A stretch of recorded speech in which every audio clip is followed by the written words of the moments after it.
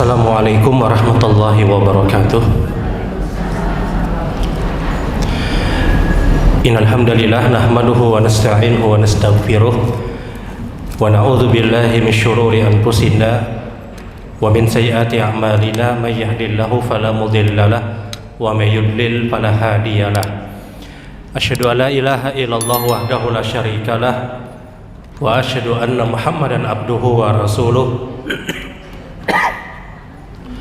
Allahumma salli ala Muhammad wa ala ali Muhammad kama sallaita ala Ibrahim wa ala ali Ibrahim innaka Hamidum Majid.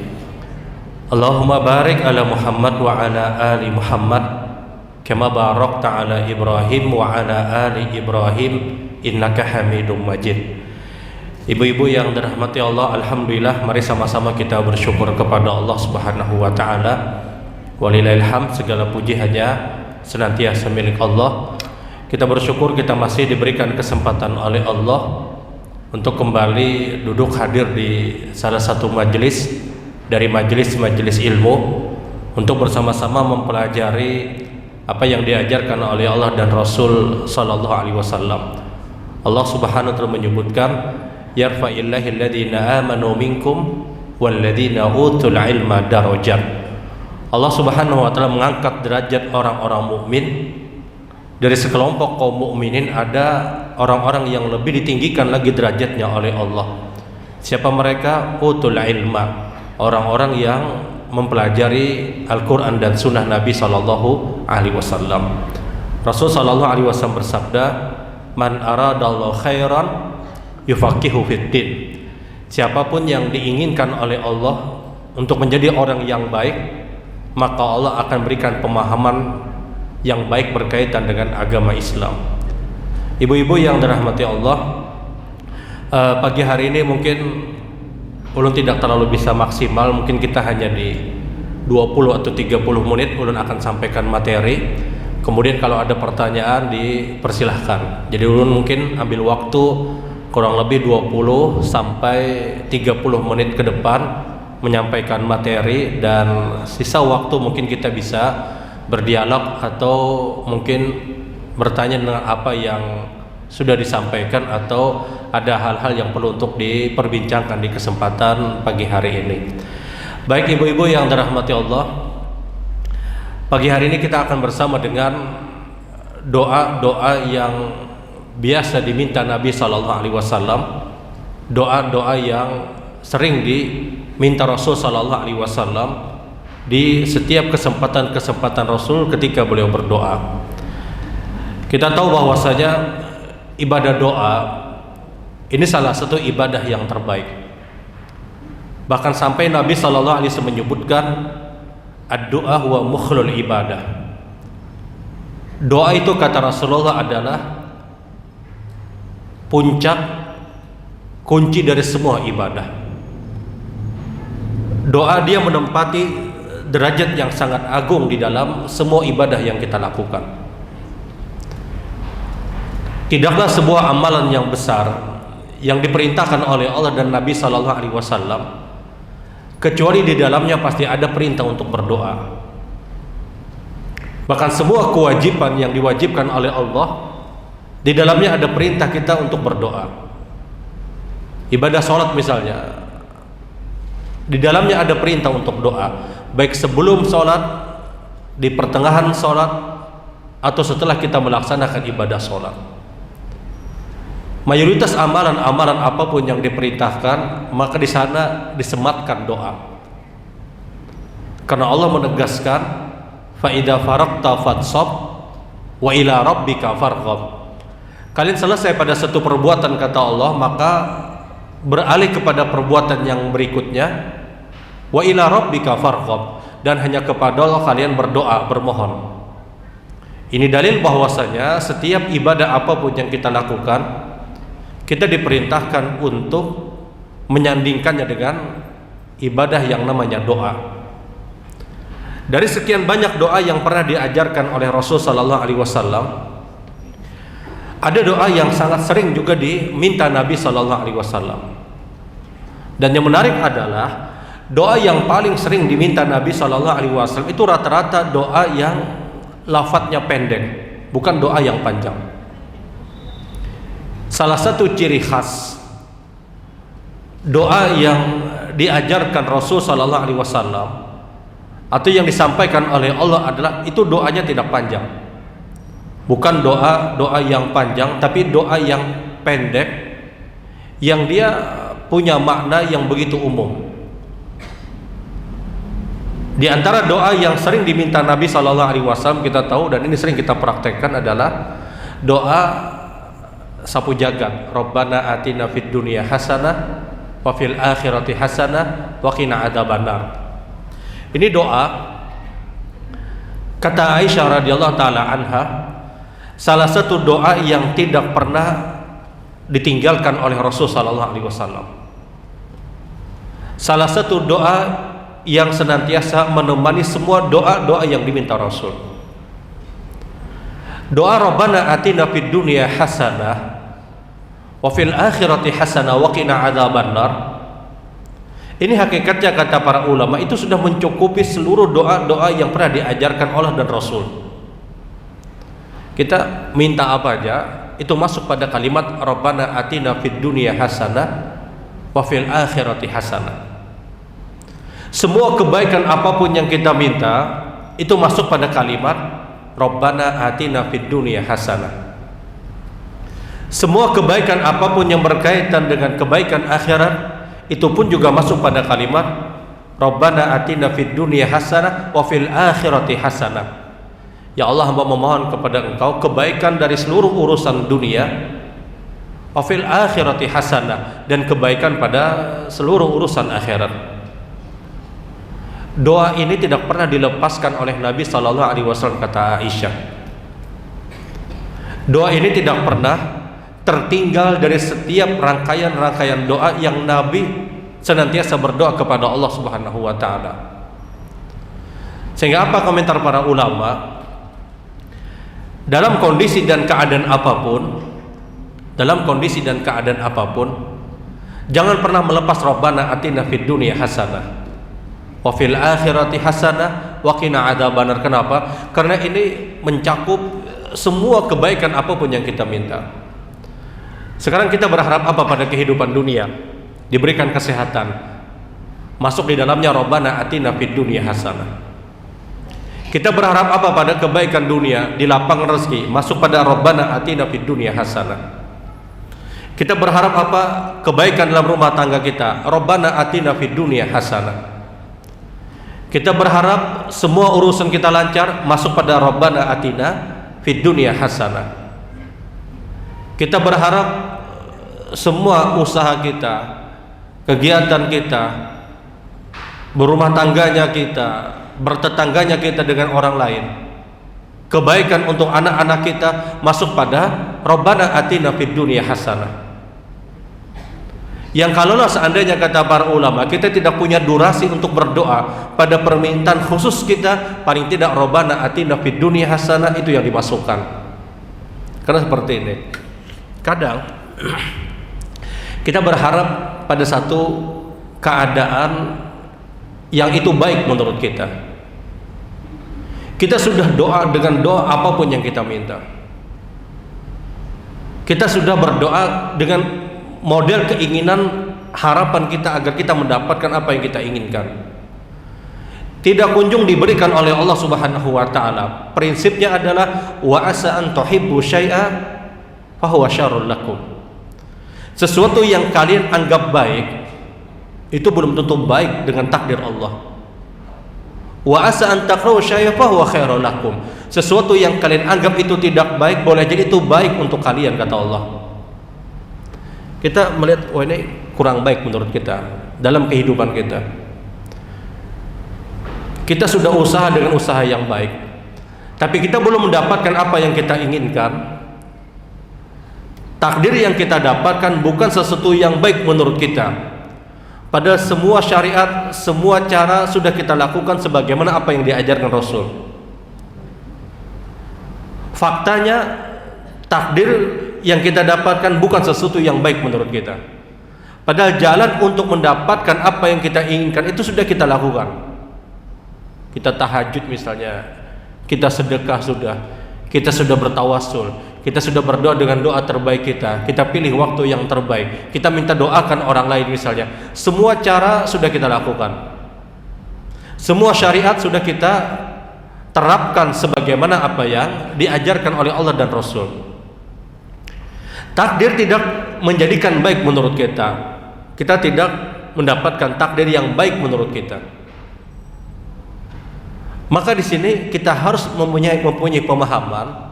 Kata Allah, wa asa an tuhibbu syai'a fa huwa syarrul lakum. Sesuatu yang kalian anggap baik itu belum tentu baik menurut kalian. Endingnya belum tentu baik, akhirnya itu belum tentu baik. Wa asa an takrahu syai'a fa huwa khairul lakum, kata Allah. Sesuatu yang kalian anggap itu tidak baik, hakikatnya itu baik mungkin dari Allah Subhanahu wa taala. Karena setiap usaha yang sudah kita lakukan dengan usaha yang baik, hasilnya itu pasti baik, meskipun zahir menurut kita itu tidak baik. Pada saat takdir itu apa yang kita dapatkan mungkin tidak sesuai dengan harapan kita, tapi akhir dari apa yang ditetapkan oleh Allah itu pasti baik. Kita tahu cerita seorang Nabi Allah Yusuf alaihissalatu wassalam. Nabi Yusuf ini kurang apa? Beliau orang yang sangat baik. Beliau salah satu nabi pilihan Allah Subhanahu wa taala. Namun apa yang terjadi pada seorang Yusuf alaihissalatu wassalam? Bukankah dibuang oleh 12 saudaranya? Karena ada rasa hasad dan dengki dari saudara-saudaranya yang dia melihat Yakub, ayah dari seorang Yusuf alaihissalatu wassalam, terlampau sayang kepada Yusuf. Dibuanglah Yusuf alaihissalatu wassalam. Salah apa Nabi Allah Yusuf dengan mereka? Kemudian Yusuf diperjualbelikan menjadi seorang budak dengan harga yang sangat-sangat rendah. Takdir terus menghampiri Yusuf dengan takdir-takdir yang tidak baik. Setelah diperjualbelikan menjadi budak, budak itu terhina. Kemudian Yusuf pun menjadi seorang budak, menjadi pembantu seorang pemimpin di kalangan orang-orang Mesir. Ketika beliau menjadi pembantu di tempat tersebut, tidak ada yang salah dari seorang Yusuf. Istri dari pemimpin orang Mesir itu kemudian menghendaki Yusuf alaihissalatu wassalam. Ketika seluruh jendela, ketika seluruh pintu-pintu rumah dikunci, yang tersisa hanya Yusuf dengan perempuan tersebut. Yang terjadi apa setelah itu?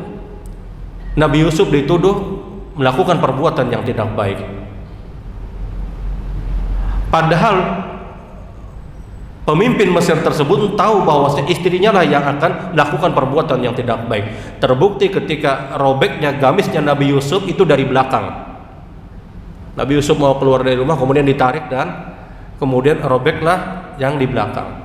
Yang kalaulah seandainya Yusuf yang melakukan perbuatan zalim tadi, maka robeknya gamis tersebut bukan bagian belakang tapi bagian depan.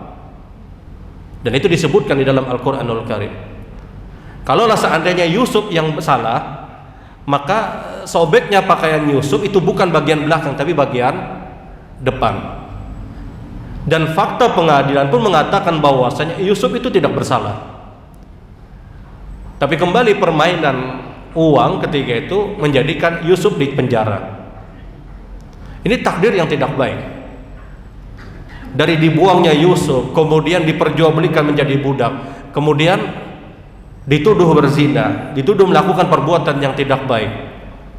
Fakta pengadilan menyebutkan Yusuf tidak bersalah, tapi itu Nabi Yusuf ketika itu seorang yang lemah. Kemudian dipenjaralah Yusuf alaihissalatu wassalam dengan jarak waktu yang tidak ditentukan berapa lamanya. Bayangkan vonisnya karena tahu berapa tahun. Saka hendak nang penguasa waktu itu. Ini takdir-takdir yang dialami oleh seorang Yusuf alaihissalatu wassalam. Sampai akhirnya Allah mudahkan Nabi Yusuf keluar dari penjara tersebut, karena beliau adalah orang yang mampu untuk mentakwil mimpi-mimpi siapapun.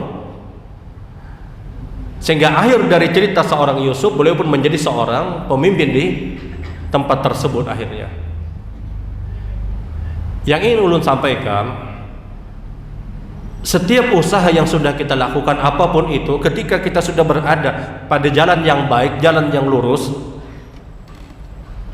takdir terjadi kepada kita dengan takdir yang tidak sesuai dengan harapan kita, maka ending atau akhir dari perjalanan takdir seseorang itu pasti baik. Sebagaimana cerita seorang Nabi Allah Yusuf alaihissalatu wassalam, dan ini seorang nabi, seorang yang dipilih oleh Allah Subhanahu wa ta'ala. Selama kita sudah berdoa dengan doa yang baik, doa yang benar, kita sudah usaha dengan usaha maksimal, ternyata takdir belum sesuai dengan harapan kita, yang harus diyakini akhir dari perjalanan kita itu pasti baik. Karena biasa Allah akan uji seseorang. Ahsibanas ayatraka ayyaqulu amanna wa hum la yuftanun, kata Allah. Apakah kalian mengira kalian adalah orang yang sudah beriman kepada Allah sementara kalian belum diuji oleh Allah? Kalian jangan katakan dulu, kata Allah, kalian adalah orang yang beriman sampai kalian lebih dulu diuji oleh Allah Subhanahu wa ta'ala. Nah, ibu-ibu yang dirahmati Allah, salah satu doa yang senantiasa diminta Rasul sallallahu alaihi wasallam, kata Aisyah, yang terus menemani setiap rangkaian doa yang diminta Rasul adalah Rabbana atina fid dunya hasanah wa fil akhirati hasanah wa qina adzabannar. Contoh dalam sujud misalnya, apakah boleh Rabbana atina fid dunya hasanah? Boleh, selama tidak dia lafadzkan. Paling tidak setiap sujud tahiyatul masjid yang dikerjakan misalnya, setiap rakaat kita mendapatkan 2 kali sujud. Artinya kalau itu sholat dikerjakan 2 rakaat, kita mendapatkan 4 kali sujud. Paling tidak di 4 kali sujud ini Rabbana atina fid dunya hasanah itu dihadirkan. Paling tidak Rabbana atina fid dunya hasanah wa fil akhirati hasanah wa qina adzabannar itu dihadirkan di setiap doa-doa yang kita minta kepada Allah Subhanahu wa ta'ala. Mohon maaf, sesempit apapun waktu doa kita, doa sapu jagat ini jangan ditinggalkan. Doa Rabbana atina fid dunya hasanah wa fil akhirati hasanah wa qina adzabannar itu jangan pernah ditinggalkan. Kenapa? Dia mengcover semua doa apapun yang kita minta. Dia menutup semua doa apapun yang kita minta. Contoh tawaf, kita tahu ibadah tawaf, siapapun yang melaksanakan tawaf, maka tawaf di Baitillah itu konsentrasinya adalah perbanyak doa. Kalau sa'i, konsentrasinya perbanyak zikir. Kalau pian umroh, tawaf, ketika tawaf, konsentrasinya itu perbanyak doa, bukan perbanyak zikir, bukan perbanyak baca Quran. Jadi ketika tawaf itu konsentrasinya perbanyak doa, bukan memperbanyak zikir, kata para ulama. Apalagi misalnya berdiam aja, jangan. Apalagi mencangangi orang aja. Tawaf itu konsentrasinya perbanyak doa. Sebagaimana sa'i juga konsentrasinya perbanyak zikir. Jadi jangan terbalik. Ketika orang itu berdoa pada saat tawaf, ini keadaan waktu yang sangat-sangat mustajab. Kenapa? Pertama, dia seorang musafir. Musafir itu doa mustajab.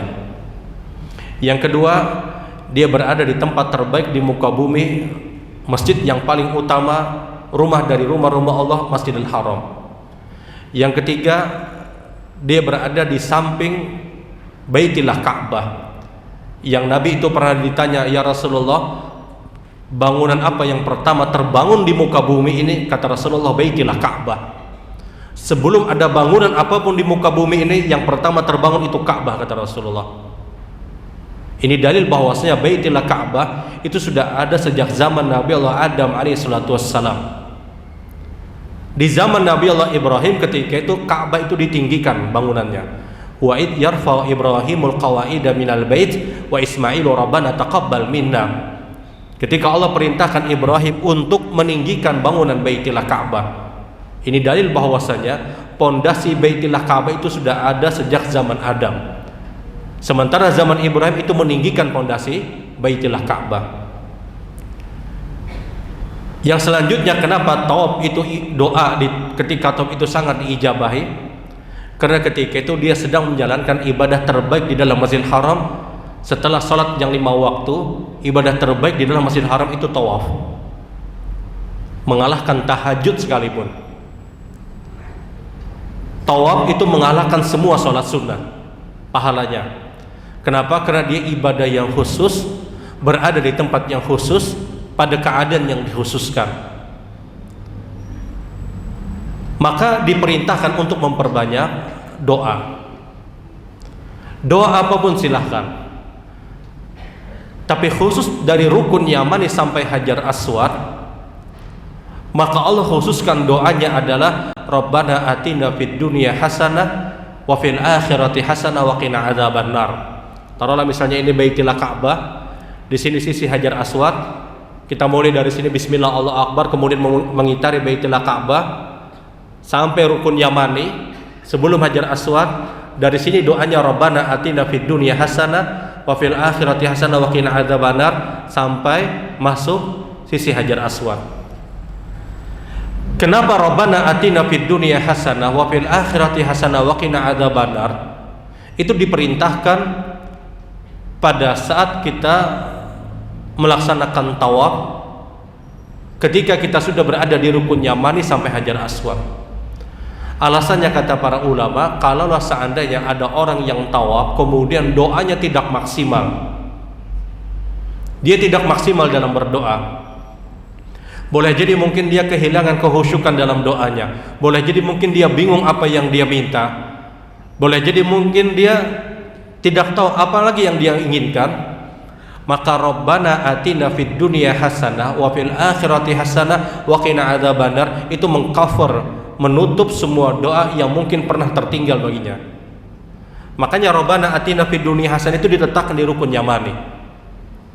Kenapa? Agar selama ketika dia mengitari Baitillah Ka'bah, yang kalaulah seandainya dia ada jeda waktu yang tertinggal pada saat dia berdoa, ada durasi menit yang dia mungkin tidak meminta kepada Allah, itu ditutup dengan Rabbana atina fid dunya hasanah. Ditutup dengan Rabbana atina fid dunya hasanah wa fil akhirati hasanah wa qina adzabannar. Dari alasan itulah rata-rata Rabbana atina fid dunya hasanah wa fil akhirati hasanah wa qina adzabannar dalam setiap kesempatan orang itu berdoa, rata-rata itu ditempatkan di akhir.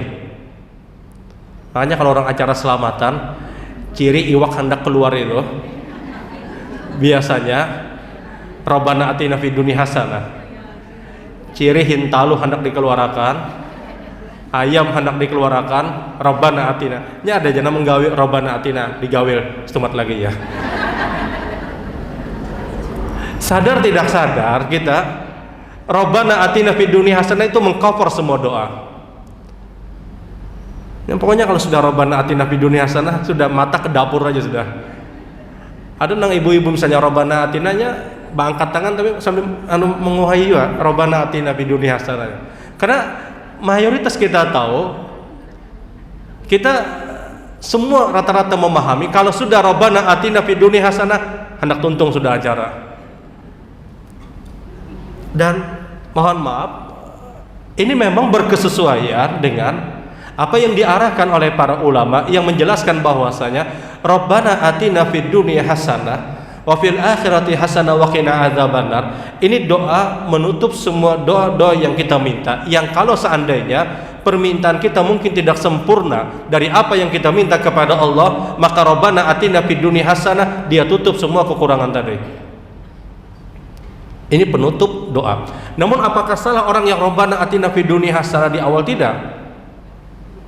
Ulun pernah buat ada acara akikah kalau ada salah, ulun tempatkan Rabbana atina fid dunya hasanah di awal, cangangan orang Rabbana atina fid dunya hasanah, dikira ini sudah selesai. Rabbana atina fid dunya hasanah itu tidak mutlak, memang di akhir tidak mutlak. Tapi kenapa Rabbana atina fid dunya hasanah wa fil akhirati hasanah wa qina adzabannar sering sekali disematkan di akhir dari semua permintaan doa kita, karena dia menutup kekurangan doa-doa yang kita minta kepada Allah. Dan faktanya itu pun terjadi pada diri kita semuanya. Kita doa apapun yang kita minta, ujung-ujungnya Rabbana atina. Ujung-ujungnya Rabbana atina fid dunya hasanah. Yang sadar tidak sadar kita sudah terpolakkan dengan doa seperti ini. Kita sudah, mohon maaf, terdoktrin dengan yang namanya Rabbana atina fid dunya hasanah, itu menutup semua doa. Yang sadar tidak sadar itu sudah ada pada diri kita. Kenapa? Sekali lagi ini memang sering sekali dibaca dan diminta Rasul sallallahu alaihi wasallam. Karena Rabbana atina fid dunya hasanah itu masuk semua permintaan apapun. Wa fil akhirati hasanah. Akhirat, kehidupan akhirat yang baik. Kehidupan akhirat yang baik itu dari alam barzah. Tidak hanya sorga, tidak. Kita minta wa fil akhirati hasanah, kebaikan pada urusan akhirat. Kapan? Ketika kita sudah berada di alam barzah. Ketika kita menunggu terjadinya hari kiamat. Kemudian terjadi hari kiamat, digiring kita di tempat yang namanya mahsyar. Ini urusan akhirat. Kemudian kita dihisab. Ini urusan akhirat. Kemudian dihadirkan mizan, timbangan kebaikan dan timbangan dosa. Kemudian dihadirkan sirat, jembatan yang mengantarkan kita ke surga Allah Subhanahu wa taala. Kemudian setelah sirat ada yang namanya qantarah. Pintu masuk sebelum masuk ke surga Allah Subhanahu wa taala. Setelah qantarah barulah orang tersebut masuk ke dalam surga. Ini semua urusan akhirat. Dan urusan akhirat jauh lebih berat daripada urusan dunia. Urusan akhirat jauh lebih panjang dibandingkan urusan dunia.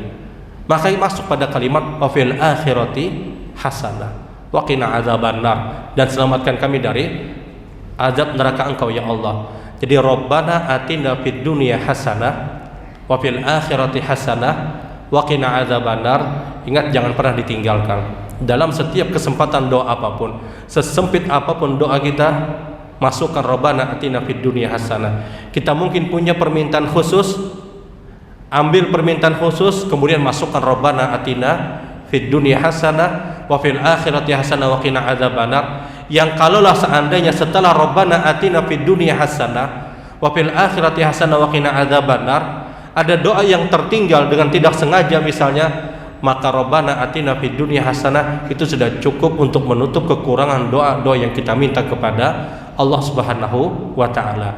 Baik ibu-ibu yang dirahmati Allah, dari sini kalau ada hal yang perlu untuk diperbincangkan dari apa yang disampaikan, atau mungkin ada hal-hal yang dianggap dirasa perlu, waktunya ulun persilahkan. Kalau ada pertanyaan silahkan. Sudah ada? Ya, silahkan kalau ada pertanyaan.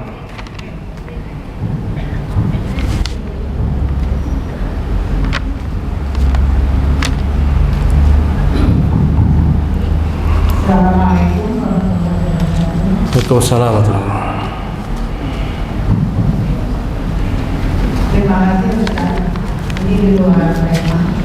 Saya berpesan dengan pembahasan tadi. Kalau kemarin di kita ada yang menanyakan tentang ahli waris Ustaz. Tentang ahli waris yaitu tentang pensiunan dari gaji dari suami gitu. Menurut Ustaz bahwa kalau yang gaji suami itu anak berhak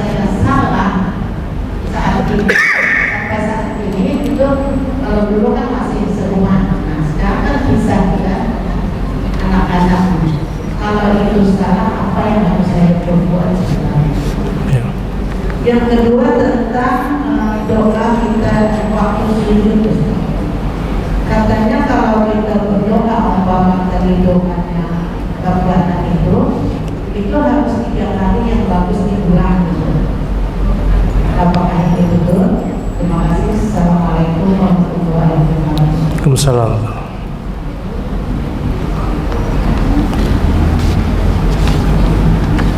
Assalamualaikum warahmatullahi wabarakatuh. Waalaikumsalam. Terima kasih atas waktu yang diberikan.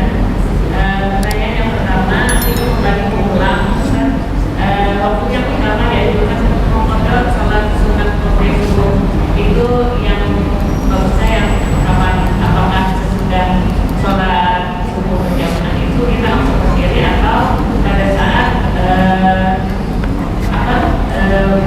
suruh gitu. Nah, kemudian yang kedua Sholat apa bu? Sholat qobliyah subuh. Kemudian yang kedua saat sholat berjamaah kita misalnya berada di saat yang paling ujung, kemudian ada jamaah datang tapi mungkin karena terburu-buru mungkin kita berbeda mereka tidak sadar bahwa itu safnya ada kurang rapat. Nah jadi ada isyarat dari kita untuk mengingatkan yang di samping itu untuk merapatkan saf tersebut. Itu yang kedua pertanyaan. Jadi yang datang itu masuk shaf kemudian berdiri. Berdiri tapi tanpa merapatkan saf dari samping kita. Posisinya di mana berdirinya? Posisinya di samping. Ada mulai bikin shaf mulai di mana? Tengah kemudian. Misalnya ada yang datang samping kiri kita. Terus Jadi yang di samping terakhir itu beliau itu misalnya memang samping orang yang terakhir di samping tersebut. Nah jadi adakah isyarat bagi kita untuk mengingatkan orang Ya. tersebut? Kemudian ya, tentang kaki wanita saat berdiri pada waktu sholat yang utama itu bagaimana Ustaz? Apakah karena aku pernah melihat beberapa jamaah itu yang sangat merapatkan kakinya dulu atau misalnya ada juga yang bila kita sholat itu bisa saja kita Ustaz. ya. Nah, kemudian lagi, yang pertanyaan terakhir, dalam sholat itu berapa kali kita boleh melakukan rakaat selain gerakan sholat? Misalnya, ini sering terjadi kayak ulama kita, karena itu tergantung yang berulang. Jadi sambil menggaruk-garuk dengan beberapa kali, kemudian lagi menggunakan tetap lima, kemudian juga berkali-kali menggunakan untuk tangan bersetengah. Kadang-kadang itu tapi goyang-goyang, ada pernah untuk ini.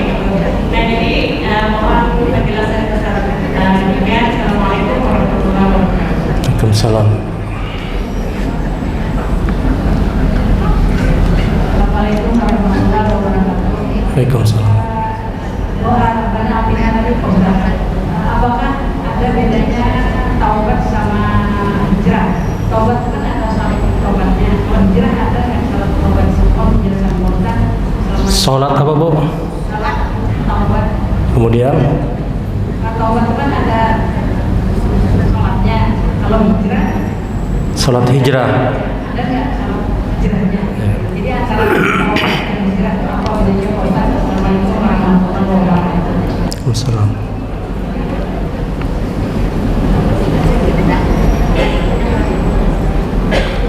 Cukup kah?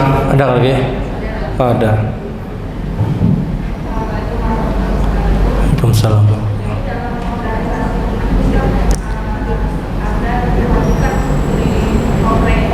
Kenapa bu? Dalam organisasi yang multi ada diwajibkan untuk beli Lotre, undian. Jadi 10.000 itu wajib untuk semua anggota. Pada orang wajib itu duitnya untuk anggota dari anggota itu.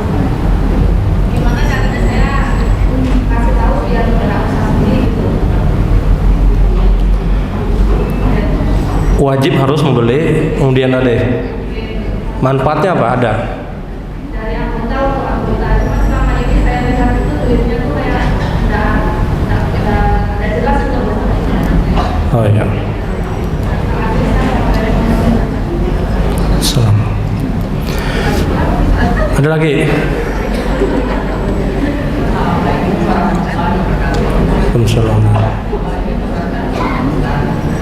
Bolehkah ada perempuan yang sudah janda menerima zakat dari kakak kakak perempuan Kenapa Bu? Bolehkah seorang perempuan menerima zakat dari kakaknya laki-laki atau perempuan? Waalaikumsalam warahmatullahi wabarakatuh.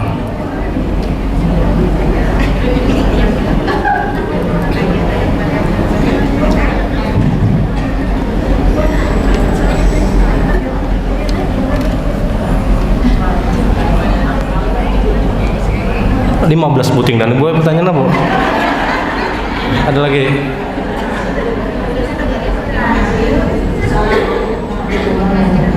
Waalaikumsalam. Barang aja Bu, titipan nggak apa kah? Silahkan Bu. Seseorang yang pernah bekerja di suatu kantor BUMN, namun beliau itu belum tahu pada waktu itu kalau itu ada kesulitan. Setelah beliau itu mengikuti pengajian sana kemari, ternyata banyak para ustadz yang mengatakan bahwa itu, namun ada juga yang mengatakan itu tidak. Nah, setelah tahu, akhirnya beliau berhenti untuk bekerja di suatu kantor tersebut, lalu mencari kantor yang tidak ada kesulitannya. Nah, kemudian karena bekerjanya syarat untuk pensiun, lalu mendapatkan uang pensiun. Nah, terkait dengan itu Pak Ustaz, bagaimana sebaiknya, apakah pensiun lagi diterima atau tidak? Ya, terima kasih. Wassalamualaikum warahmatullahi wabarakatuh. Waalaikumsalam.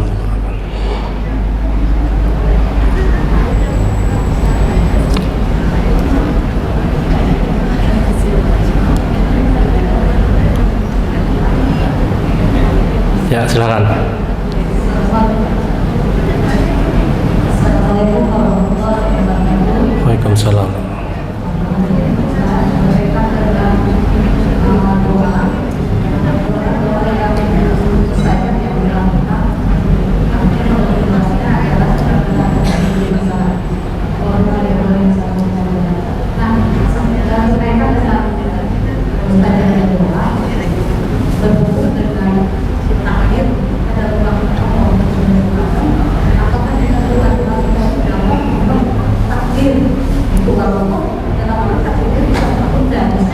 Ya.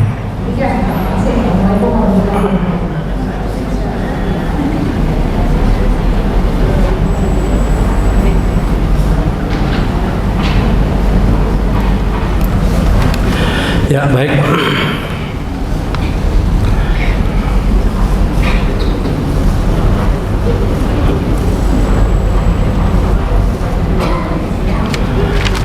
Kita masuk pada pertanyaan yang pertama dulu.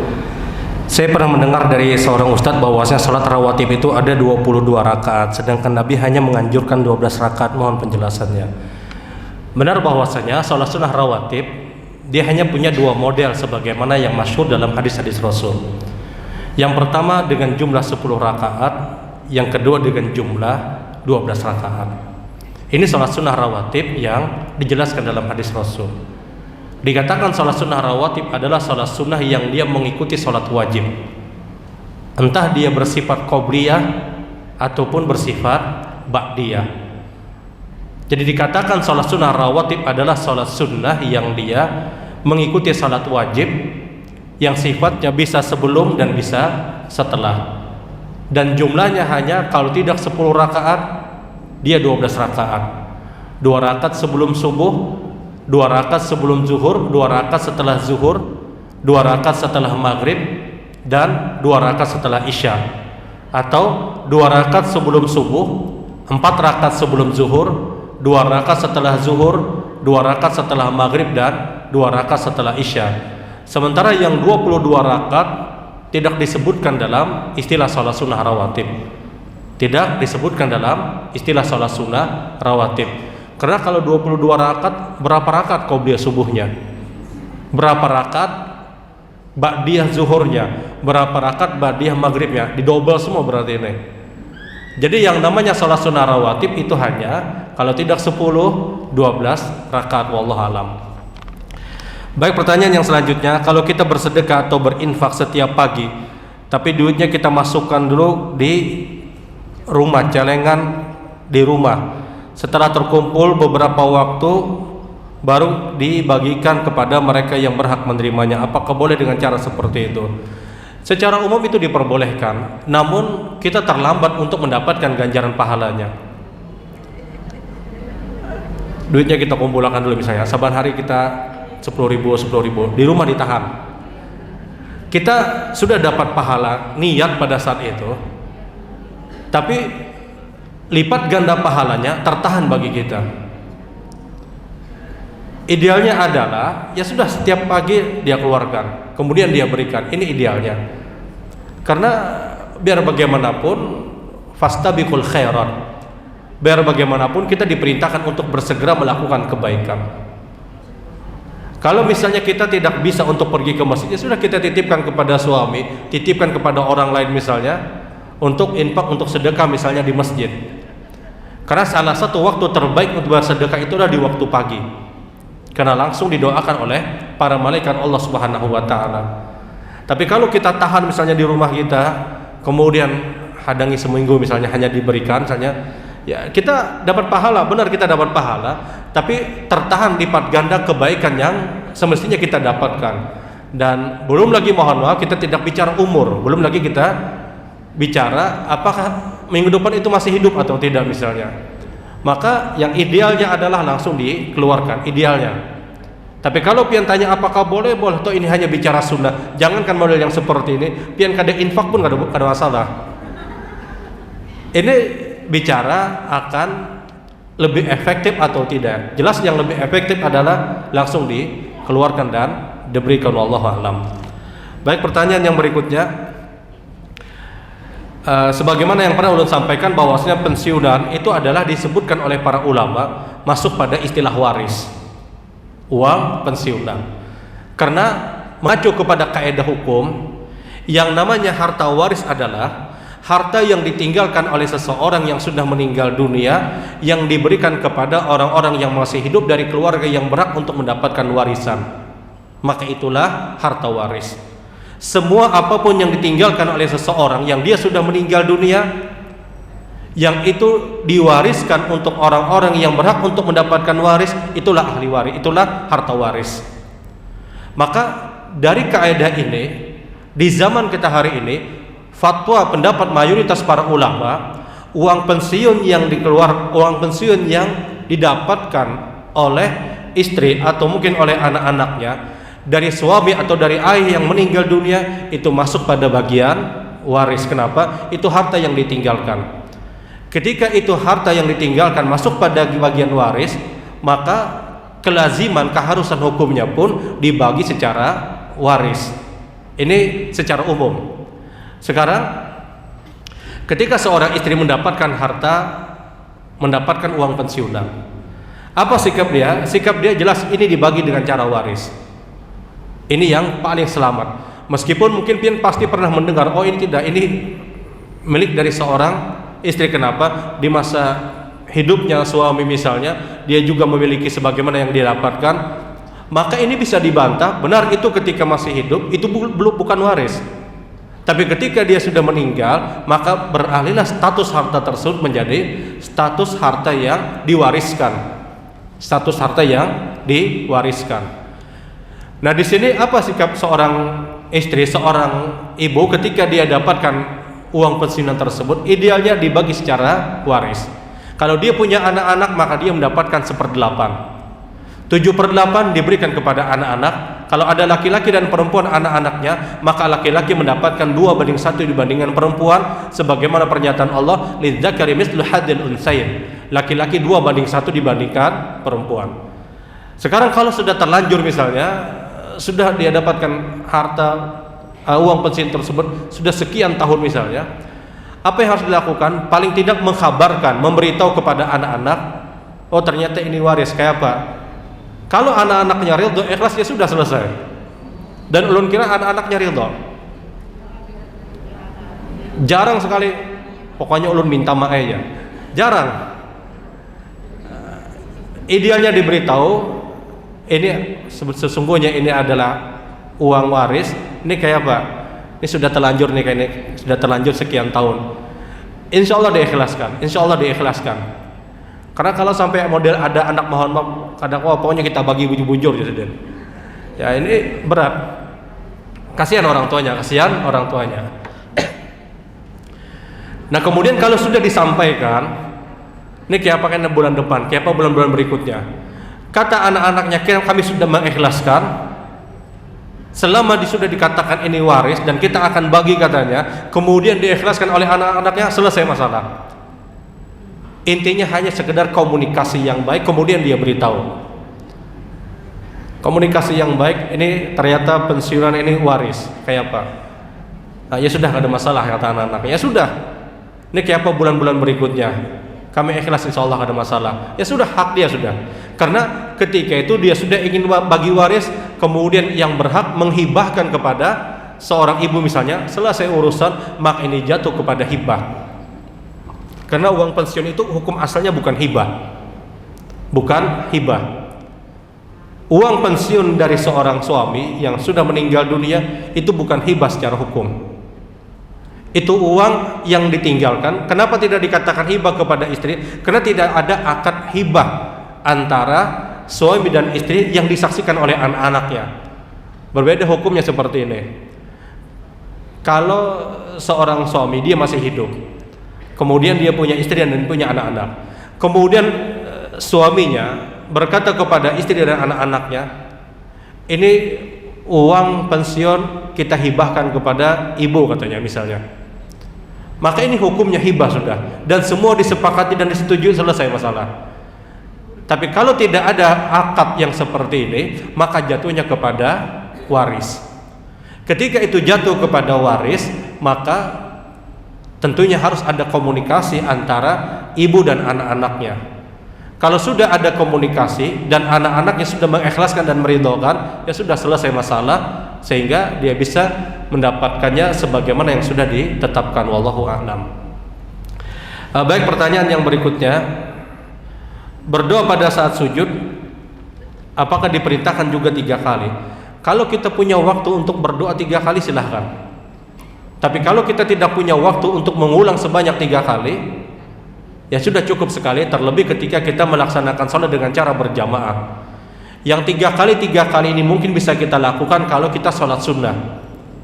Pian sholat sunnah misalnya, selesai membaca zikir sujud, kemudian baca doa apapun dalam hati, diulangi sebanyak 3 kali, itu bisa kita dapatkan. Tapi kalau dalam sholat berjamaah, mungkin kita harus mengikuti gerakan imam sebagaimana perintah Rasul Sallallahu Alaihi Wasallam. Wallahu a'lam. Baik, pertanyaan yang selanjutnya, kapan kita diperintahkan untuk mengqadha salat sunnah qabliyah subuh ketika kita tertinggal qabliyah subuhnya? Qadha qabliyah subuh itu dilakukan ketika sudah muncul matahari. Sebagaimana perintah Nabi sallallahu alaihi wasallam, "Man fatat rak'ataini qabla subhi falyusalli 'inda tulu'i syamsi." Siapapun, kata Rasulullah, yang dia tidak mendapatkan salat sunnah qabliyah subuh 2 rakaat, maka kerjakanlah qabliyah subuh 2 rakaat setelah munculnya matahari. Kalau kita adalah orang yang menunggu waktu sholat syuruk, maka kerjakan dulu qabliyah subuh, baru kerjakan sholat syuruk.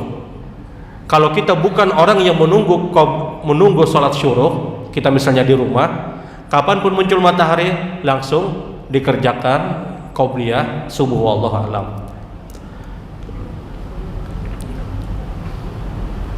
Baik, pertanyaan yang selanjutnya adalah, ketika di dalam salat berjamaah dan sudah menyusun shaf dan ternyata ada orang yang baru datang tidak merapatkan shaf, apa sikap kita? Sikap kita ketika kita sudah berdiri menyusun shaf di tengah-tengah shaf misalnya, memulai di tengah-tengah shaf, tahu-tahu ada orang berdiri di samping yang jaraknya cukup jauh. Apa yang harus kita lakukan? Ya sudah, kita tidak bisa lagi melakukan apapun, kita sudah sholat. Kecuali mungkin hanya berjarak beberapa meter, hanya mungkin 1 jangkauan kita saja. Kalau kita memungkinkan, mampu, dan tidak terjadi hal-hal yang tidak diinginkan, kita bisa tarik orang tersebut untuk mendekati kita. Masalahnya adalah paham atau tidak paham orang tadi. Ini ada juga hendak ditarik, dikarasinya, ditapaknya. Ya kalau ini terjadi, ya sudah, jangan. Kalau di zaman Rasul, sebahagian sahabat itu mereka tarik agar mendekat. Kenapa? Mereka paham, mereka mengerti. Tapi di zaman kita hari ini mungkin mohon maaf, ketidakmengertian orang cara bagaimana menyusun dan merapatkan dan merapikan shaf menjadikan ya akhirnya sulit. Ya sudah, tidak ada dosa bagi kita. Kita sudah sholat dan kita sudah berada pada shaf yang baik, tahu-tahu ada orang yang berada di samping kita yang dia tidak merapatkan shaf, ya sudah, ini di luar dari kendali kita, di luar dari kendali kita. Wallahu a'lam. Kemudian pertanyaan yang selanjutnya adalah bagaimana posisi kaki orang yang melaksanakan sholat. Posisi kaki orang yang melaksanakan sholat sebagaimana keumuman hadis Nabi SAW, sholli qa'ima, kata Nabi, sholatlah dalam keadaan tegak, berdiri tegak dan lurus. Berdiri tegak dan lurus itu tidak bisa dijadikan kaidah seberapa lebar posisi kaki kita, karena ada yang lebar mana berdiri, ada yang sempit seperti ini, ada yang hanya memberikan isyarat dua tangan yang ini hanyarnya berdiri misalnya. Ini semuanya ijtihad, tapi semua berpulang kepada hadis Rasul, selama dia tegak dan lurus itulah berdiri yang benar. Dan masing-masing orang mereka punya postur yang berbeda-beda. Ada yang agak sehat misalnya, agak lebar sedikit. Ada yang misalnya yang biasa, ya sudah. Sehingga kalau dia berdiri dengan tegak dan lurus itu sudah benar. Tidak ada patokan harus dua ini misalnya, harus 3 kali ini misalnya, tidak ada patokan. Selama dia sejajarnya adalah bahunya sejajar dengan apa yang ada pada kakinya, tegak dan lurus, maka itu berdiri yang benar. Tinggal kita aja mengira-ngira. Kalau nampi birangkang banar misalnya, ini bukan berdiri yang lurus. Selama berdirinya tegak dan lurus itu yang benar, kata Rasul Sallallahu Alaihi Wasallam. Karena kalau sempit sekalipun posisinya kayak ini kena, dan itu pun tidak tegak dan lurus. Tegak dan lurus tadi adalah memposisikan bahunya sejajar dengan yang di bawahnya dengan kakinya. Nah, ini yang dikatakan Rasul berdiri tegak dan lurus. Nah, ada pun mungkin sebahagian orang yang mencoba untuk mendekatkan kakinya dengan kita supaya bersentuhan misalnya. Sikap yang seperti ini pun akan berakibat kepada dirinya. Kenapa? Karena kalau dia memaksakan untuk melebarkan kakinya, dia tidak berdiri tegak dan lurus. Dia ingin mengejar salah satu sunnah, tapi dia mencederai rukun sholat. Rukun sholat itu berdiri tegak dan lurus. Jadi kalau misalnya ada nang pinah hendak menyasahi batis pian, orang yang seperti ini pun dia tidak berdiri tegak dan lurus. Nah, pernah boy nang ini orang menyasahi batis, maaf nang dihigani dijajak sih dia. Ulun pernah, dan itu kejadian ketika ulun ada isi kajian di salah satu masjid. Selesai sholat subuh terjadi keributan. Ribut di shop waktu itu. Ditanya kenapa sidin menyasahi batis ulun, sampai ulun jajak ya. Ada orang, kan sebagian orang mungkin merasa risih, merasa kada nyaman mungkin. Disampaikan, bilang disampaikan. Kita ini ya semampu kita ya, jangan terlalu over. Ya kalau sudah orang tidak mau jangan dipaksakan, jangan dipaksakan. Jangan sampai perbuatan kita justru mencederai rukun sholat yang sedang kita lakukan. Ya semampu kita, semampu kita. Nah itu berkaitan mungkin dengan posisi kaki, wallahu alam. Baik, pertanyaan yang berikutnya adalah bergerak di dalam sholat berapa kali diperbolehkan? Bergerak di dalam sholat boleh berapa kali pun selama dia punya hajat dan punya keinginan, dalam artian dia perlu untuk bergerak. Tidak terbatas hanya 3 kali. Dia boleh 4 kali, dia boleh 5 kali selama itu hajat dan keperluan. Tapi kalau itu bukan hajat, bukan itu keperluan, maka ini hukumnya makruh. Takbir misalnya Allah Akbar, bergoyang-goyang sini misalnya. Ini tidak ada hajat. Yang dimaksud hajat dan keperluan misalnya sini hendak begaru misalnya. Nah itu hajat, itu keperluan. Dan di sini boleh bergerak berapa kali pun. Bergerak itu boleh berapa kali pun selama dia punya hajat dan dia punya keperluan. Tapi kalau perbuatannya sia-sia maka itu tidak dibenarkan. Dan ini mencederai nilai pahala ibadah sholat yang sempurna. Wallahu a'lam. Baik, pertanyaan yang selanjutnya, apakah ada sholat hijrah? Wallahu a'lam, tidak pernah mendengar ada sholat hijrah. Ya, orang hijrah itu adalah orang yang ingin mungkin berada pada, dia ingin mencari kebaikan, beralih pada sesuatu yang tidak baik menjadi sesuatu yang baik. Dan hijrah, ya semua orang hijrah, semua orang terus ingin mencari kebaikan. Tidak perlu kita mungkin pengumuman di medsos, alhamdulillah ulun hari ini hijrah. Tidak perlu. Hijrah itu adalah orang yang ingin yang asalnya dia mungkin merasa tidak baik menjadi baik. Dan semua orang terus berusaha. Semua orang mungkin setiap hari dia berhijrah untuk menjadi yang lebih baik. Sehingga tidak ada istilah sholat hijrah. Karena kalau ada sholat hijrah, setiap hari kita harus sholat hijrah. Karena setiap hari orang ingin mendapatkan kebaikan misalnya. Jadi sekali lagi, ulun tidak pernah dengar ada istilah sholat hijrah. Wallahu a'lam. Kemudian pertanyaan yang selanjutnya, undian yang diwajibkan kepada anggota untuk dibayar atau untuk dibeli misalnya, bagaimana cara untuk memberikan nasihat? Kita khawatir ini hal-hal yang terjebak kepada perkara maisir, perkara perjudian, ataupun hal-hal yang terjadi kemudaratan. Kalau dalihnya adalah dari anggota untuk anggota, maka idealnya adalah tidak perlu untuk undian seperti ini. Idealnya adalah dia kumpulkan uang tersebut, kemudian dia berikan kepada orang-orang yang berhajat, orang-orang yang perlu. Ini lebih ideal daripada undian. Maka itu sifatnya seakan-akan, mohon maaf, mengadu nasib, seakan-akan terjadi perjudian. Kalau dalihnya adalah dari anggota untuk anggota, tidak perlu adakan undian-undian yang seperti ini. Kumpulkan saja misalnya satu orang 5.000 misalnya, kemudian diberikan kepada orang yang lebih berhajat dibandingkan kita misalnya. Ini lebih ideal daripada diundi yang seperti ini. Ini bukan sesuatu yang baik. Kalau dengan dalil misalnya semuanya berhajat, semuanya perlu misalnya, ya sudah, tidak perlu untuk diadakan undian yang seperti ini. Yang menyumbang aja masih perlu misalnya, bagaimana dia katakan ini dari anggota untuk anggota, dan ini tidak ideal. Dan berikan nasihat bahwasanya ini dikhawatir terjadi perbuatan perjudian dan yang lainnya. Kalau itu terjadi, dikhawatirkan akan dicabut keberkahannya.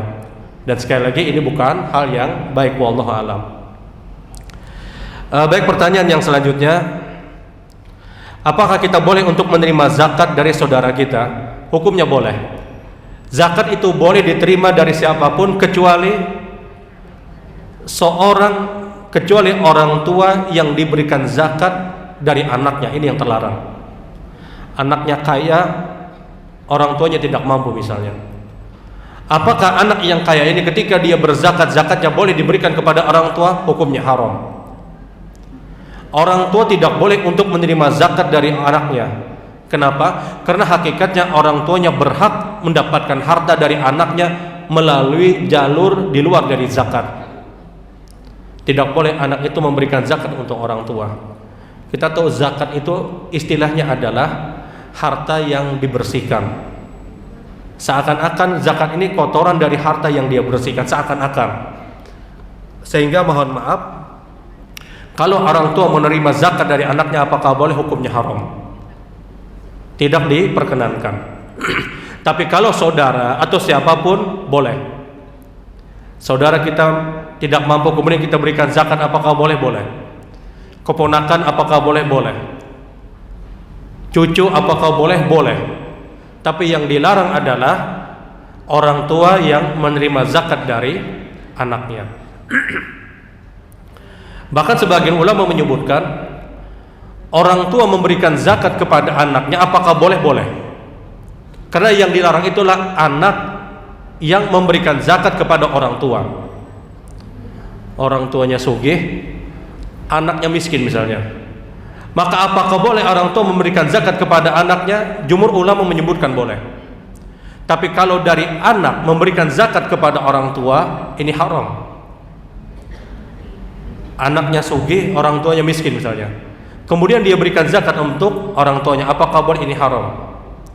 Karena orang tua itu berhak harta dari seorang anak. Wallahu a'lam. Baik, pertanyaan yang selanjutnya,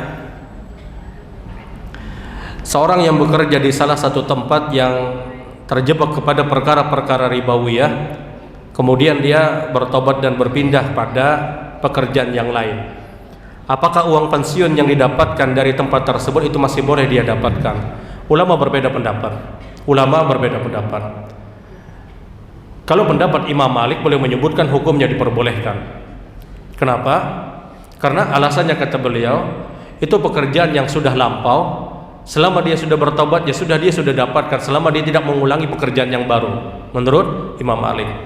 Sebagian ulama lain menyebutkan bahwasanya dilihat, kalau dia adalah orang yang sudah punya kemampuan dan dia sudah mampu menutup semua kekurangan-kekurangan dari urusan rumah tangganya, kemudian dia masih mendapatkan uang tersebut, maka idealnya uang tersebut dia sedekahkan saja, menurut satu pendapat. Ini khilaf yang cukup kuat berkaitan dengan uang pensiun yang didapatkan dari tempat yang dia dulu bekerja, yang pekerjaan tersebut terjebak kepada perkara-perkara ribawiyah, kemudian dia sudah mendapatkan pekerjaan yang lain. Tapi kalau dia belum mendapatkan pekerjaan yang lain, jumhur ulama menyebutkan hukumnya boleh. Keumuman pernyataan firman Allah, innahu ma qad salaf, sesuatu yang sudah terjadi, yang lampau, kalian masih berhak untuk mendapatkannya, tapi tidak engkau mulai lagi dari perkara-perkara yang baru, kata Allah.